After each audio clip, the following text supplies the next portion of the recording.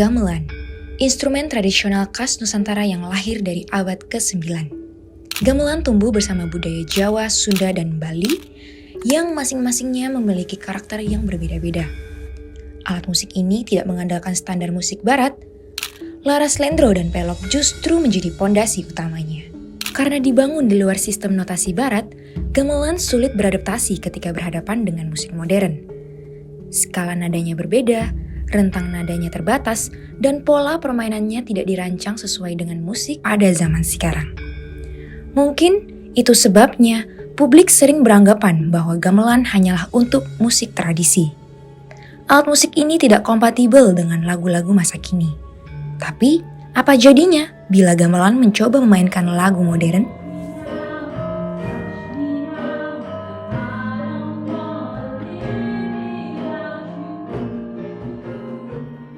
Pertama adalah gamelan itu sudah kadung sangat tertancap di pikiran orang, itu adalah sesuatu yang kuno, sesuatu yang angker, mistis gitu ya. Ada juga yang sesuatu yang membosankan, lagu yang dimainkannya itu lambat, akhirnya bikin ngantuk. Itu paradigma seperti itu sudah terlalu menancap. Ini yang juga cukup ekstrim saya lihat. Boro-boro anak muda sekarang tuh minat kenal namanya gamelan aja juga belum tentu. Mungkin saat mereka melihat kami, gamelan Sang Saptasuara memainkan lagu-lagu yang kekinian, mereka akan menganggapnya, oh sama aja kayak kolintang, sama aja kayak angklung, di mana kolintang atau angklung memang dilaras secara diatonis, kromatik sama dengan musik barat. Jadi kalau misalnya mereka memainkan lagu musik barat, ya tidak heran, karena memang sama aja dengan larasnya piano lah, saya bisa katakan gampangnya seperti itu. Sedangkan kalau gamelan kan larasnya itu yang unik ya, terbatas itu tadi, baik gamelan kami maupun gamelan. Di tengah paradigma yang keliru dan anggapan bahwa gamelan tak bisa bergerak lebih jauh, muncul satu kelompok yang memilih untuk menantang batas itu.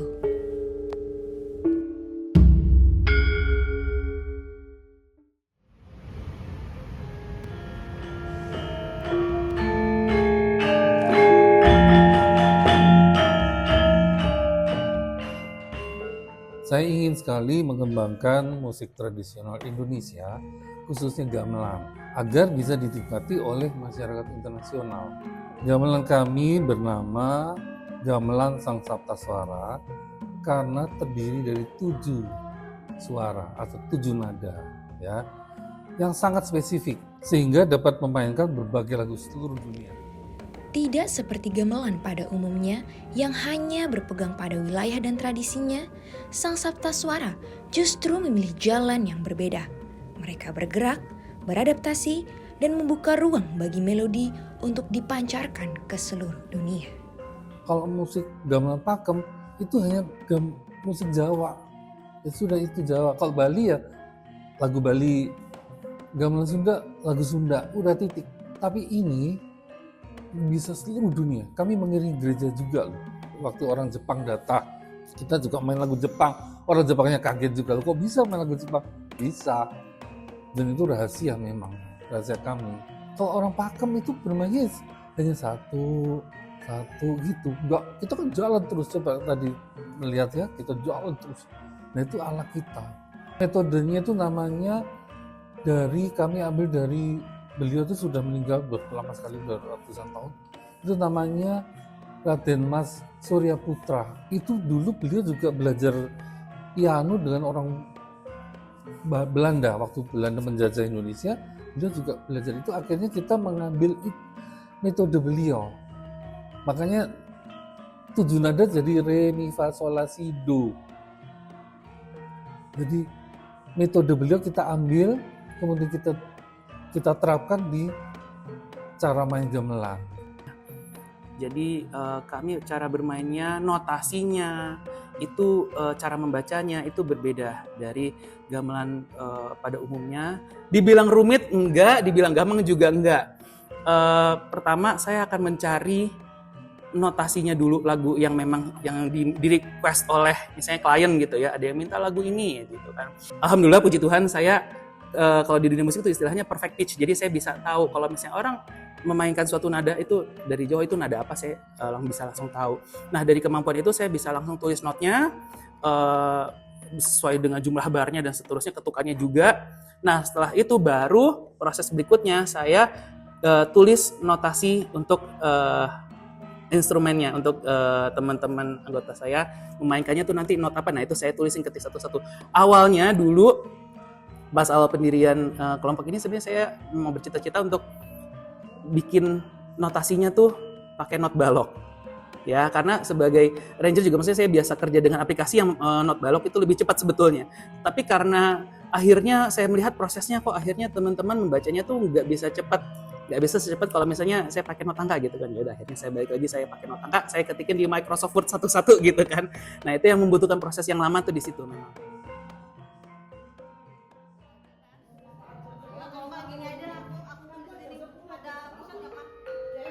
Ya pusing sih awalnya gitu ya. Ya apalagi lihat kayak ini kan kita mainnya di gamelan pakem ya, kayak gini udah ditempel tuh angka-angka 1 2 3 4 5 6 7 kan do re mi fa sol la si do, sedangkan di Sang Sapta Suara itu enggak nih, satunya itu bukan do itu. Jadi kita kalau main itu kadang-kadang terkecoh sama ini gitu. Jadi urutannya juga nanti digeser-geser, nggak kayak pakem. Dan kayak saya juga awalnya kan main ini ya kayak saron gitu, terus karena berhubung ini dipaksa untuk bisa. Iya. Jadi kadang main ini, kadang main itu, di rolling tergantung kebutuhan. Tapi memang ketika perbedaan antara yang pakem atau enggak, karena kita kebiasaan udah diajarin dari awal itu dari pakai ketukan, dan tempo-temponya cepat nih ya kalau lagu pop. Ketika ke lagu Nusantara atau bahkan ke lagu Jawa yang pakem, itu jadi lebih easy peasy. Enggak, ini sombong nggak ya sebenarnya? Kayak kita bukan menafikan kalau kita gamelan yang kontemporer yang main segala macam, enggak. Tapi kalau misalnya kebutuhannya untuk apa sih kalau pengantin tuh Mbak? Kirap. Ya untuk kirap kita juga bisa gitu. Jadi kayak sebenarnya kita kayak bunglon gak sih? Iya, jadi aman aja ketika di sini. Pusing, pusing.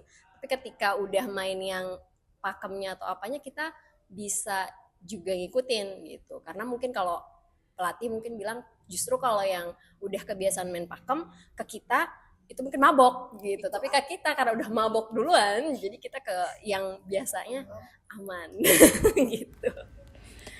Bagi Sang Sapta Suara, tidak ada batas yang terlalu kaku untuk ditembus.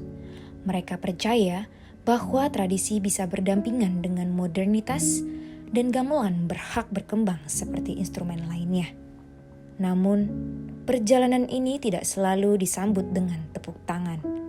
Bagi sebagian orang, perubahan dianggap sama dengan pengkhianatan.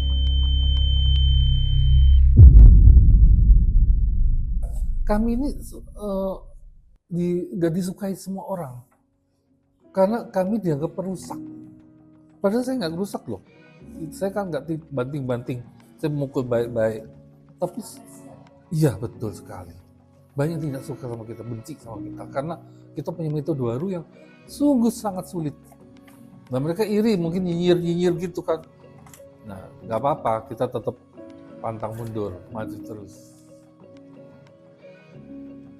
Saya masih menemukan hal seperti itu. Jadi mungkin menurut saya, ya tadi, ini sakral, ini ada pakemnya, dan nggak boleh dirubah. Nah menurut saya ini mungkin ya berkaitan dengan paradigma aja ya, cara berpikir dari setiap individu. Nah mungkin ya kan generasi itu berubah ya. Mungkin yang menolak itu adalah generasi yang emang paradigmanya secara cara berpikirnya strukturalis gitu ya. Jadi harus A dengan B, dikotominya harus jelas gitu ya. Nah, tapi justru di era sekarang menurut saya itu era di era post-strukturalis itu justru sekarang di era postmodern dan lain-lain sekarang ya. Menurut saya itu jauh lebih baik. Ya, jauh lebih baik, jauh lebih berkembang. Kenapa? Karena kalau gamelan tadi tidak dikembangkan, menurut saya ini menjadi ahistoris. Karena di generasi sekarang itu menganggap bahwa budaya itu jadi beranggapan budaya itu sebuah tradisi. Jadi kolot kuno gitu. Kebayangnya seperti itu. Nah, menurut saya mungkin perlu ada semacam pengenalan buat generasi Gen Z ini berkaitan dengan gamelan, bahwa gamelan itu adalah yang tadi kita tidak hanya lihat sebuah artefak, tapi ini adalah sebuah value yang harus dilanjutkan sebagai sustainable tadi nanti untuk bisa berkelanjutan ke depan nilai-nilai itu. Gamelan perlahan kehilangan ruangnya. Generasi muda menganggap gamelan terlalu kuno untuk dipelajari, terlalu jauh untuk dipahami. Hal ini bukan semata karena ketertarikan mereka bergeser, tetapi juga karena kurangnya akses, ruang belajar, dan kebijakan yang mendorong keterpaparan mereka pada budaya lokal. Beruntung, masih ada kelompok seperti Sang Sapta Suara yang mencoba membangkitkan gamelan kembali. Namun perjuangan ini tak seharusnya mereka pikul sendiri. Karena pelestarian budaya bukan hanya tanggung jawab para seniman. Itu adalah tanggung jawab negara. Ini sedikit curhat yang agak lebih dalam, karena kalau saya pribadi merasa kepedulian pemerintah belum menjangkau kami. Ya, kami sampai saat ini masih berdikari, masih benar-benar ya sesuai kami aja gitu ya, memang dari moda-moda ya dari kami juga gitu kan. Ya, susah sedih senang ya kami yang nanggung bersama doang gitu kan, tanpa ada bantuan atau ini dari pihak lain. Nah, kalau misalnya harapan sih saya menginginkannya lebih ke mungkin kurikulum negara kita harus lebih menyentuh ke musik tradisional ya. Dalam hal ini misalnya kalau memang dia di Pulau Jawa, ya tolonglah diperkenalkan ke gamelan. At least paling nggak kan nggak harus yang suatu kurikulum yang harus setiap minggu bertemu, nggak. Misalnya dia mencoba aja dalam satu semester tuh waktu itu kunjungan misalnya ke sini kan, ke Perpustakaan Nasional, kunjungan dan mencoba, oh rupanya karakternya gamelan seperti itu. 1-2 kali atau 2 kali itu saya rasa juga udah cukup memperkenalkan ya. Apalagi kalau misalnya di Jakarta nih mudah sekali lah saya rasa aksesnya. Jadi supaya kenal dulu, nanti baru kalau misalnya ada ketertarikan, kan setiap anak atau setiap murid kan punya minat yang berbeda-beda. Nah itu mereka mungkin baru mulai berminat, mulai cari di YouTube gitu kan. Sekarang akses informasi kan gampang banget, tinggal nge-YouTube dikit aja udah bisa dapat gambaran gamelan tuh seperti ini gitu kan. Yang ada yang dari suku ini, dari suku ini. Jadi dengan langkah awalnya perkenalan itu tadi dulu deh, yang sekarang urgensinya di situ.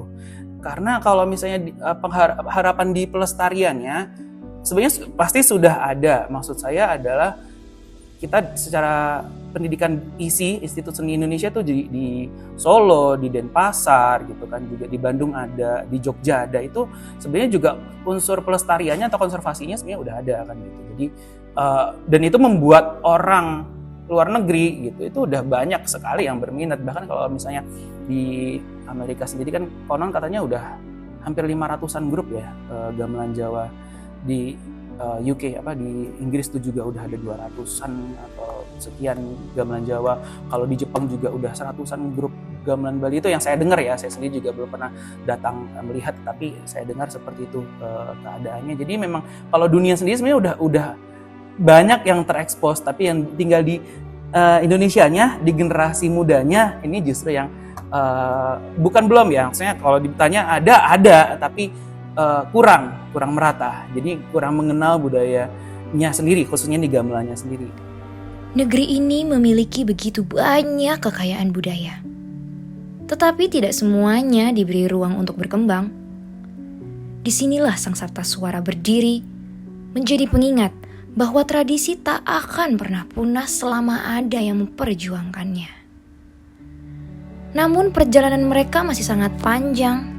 Jika Indonesia ingin suaranya tetap terdengar, negeri ini perlu berdiri bersama dengan mereka.